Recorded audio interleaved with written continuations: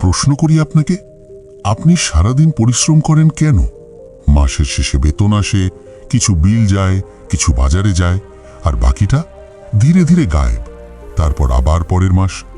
এই চক্রটা বছরের পর বছর চলতেই থাকে। এখন প্রশ্ন হলো, এইভাবে কি কখনো জীবন বদলায়?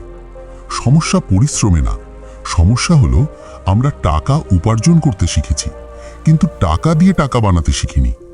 আজকের ভিডিওতে আমি আপনাকে এমন 5টি বাস্তব উপায় দেখাবো যেগুলো বুঝতে পারলে আপনার টাকার সাথে আপনার সম্পর্কটাই বদলে যাবে। এই ভিডিওটা শুরু থেকে শেষ পর্যন্ত দেখুন, কারণ এখানে কোনো জাদু নেই, আছে বাস্তবতা। টাকা কেন আপনার জন্য কাজ করছে না? একটু থামুন, একটা বিষয় পরিষ্কার করি। আপনি যতদিন শুধু নিজের শ্রম বিক্রি করে টাকা আনবেন, ততদিন আপনার আয় সীমাবদ্ধ থাকবে। কারণ আপনার সময় সীমিত, দিনে 24 ঘন্টার বেশি আপনি কাজ করতে পারবেন না। কিন্তু টাকা 24 ঘন্টায় কাজ করতে পারে, যদি আপনি জানেন কিভাবে তাকে কাজে লাগাতে হয়। এখান থেকেই শুরু হয় টাকা দিয়ে টাকা বানানোর আসল চিন্তাধারা। তাহলে কোথা থেকে শুরু করবেন? অনেকেই ভাবে, আমার তো বেশি টাকা নেই, আমি ইনভেস্ট করব কিভাবে? এই ভাবনাটাই মানুষকে আটকে রাখে। বাস্তব সত্য হলো, ইনভেস্টমেন্ট শুরু হয় চিন্তা থেকে, টাকার অঙ্ক থেকে না।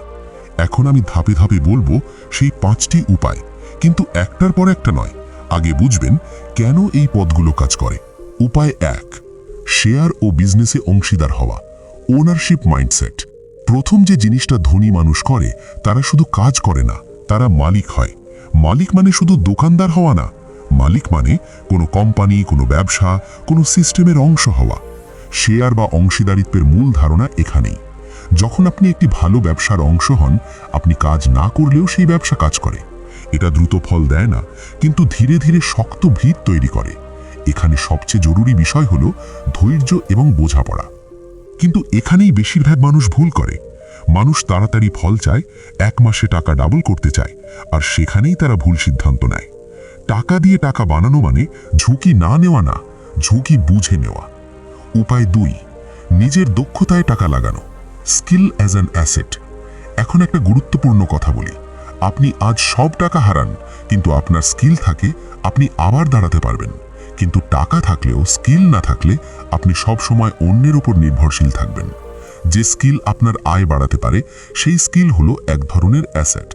এখানে টাকা কম লাগে, কিন্তু রিটার্ন দীর্ঘমেয়াদী। এই জায়গাটা সবচেয়ে নিরাপদ, তবু মানুষ সবচেয়ে বেশি অবহেলা করে। এখানেই আসে বড় পার্থক্য। সাধারণ মানুষ খরচকে আনন্দ ভাবে, আর বুদ্ধিমান মানুষ খরচকে বিনিয়োগ ভাবে। এই মানসিক পরিবর্তনটাই আপনাকে আলাদা করে দেবে। উপায় 3, বাস্তব সম্পদে ধীরে ধীরে যাওয়া। কিছু জিনিস আছে যেগুলো রাতারাতি ধনী বানায় না, কিন্তু আপনাকে গরিব হতে দেয় না। এই ধরনের সম্পদ সময় নিয়ে বাড়ে। এখানে সবচেয়ে বড় সুবিধা হলো আপনার টাকা কাগজে আটকে থাকে না, বাস্তবে রূপ নেয়।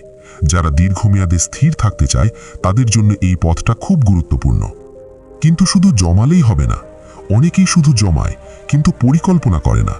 পরিকল্পনা ছাড়া জমানো টাকা একসময় ভয়ের কারণ হয়ে দাঁড়ায়। উপায় 4, সিস্টেম তৈরি করা, নিজে না থাকলেও চলবে। এই পয়েন্টটা খুব গুরুত্বপূর্ণ। যে আয়ের জন্য আপনাকে সবসময় উপস্থিত থাকতে হয়, সেটা নিরাপদ নয়। আর যে আয়ের জন্য আপনাকে প্রতিদিন উপস্থিত থাকতে হয় না, সেটাই স্বাধীনতা। এখানেই আসে সিস্টেম।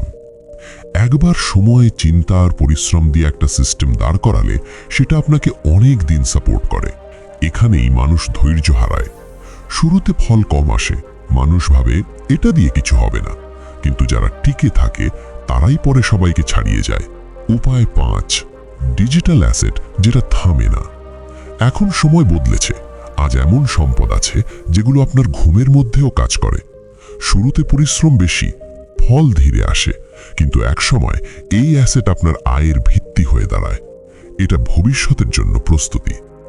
একটা কথা মনে রাখবেন, টাকা খারাপ না, কিন্তু টাকা কিভাবে ব্যবহার করবেন সেটাই আপনাকে গড়ে বা ভাঙে।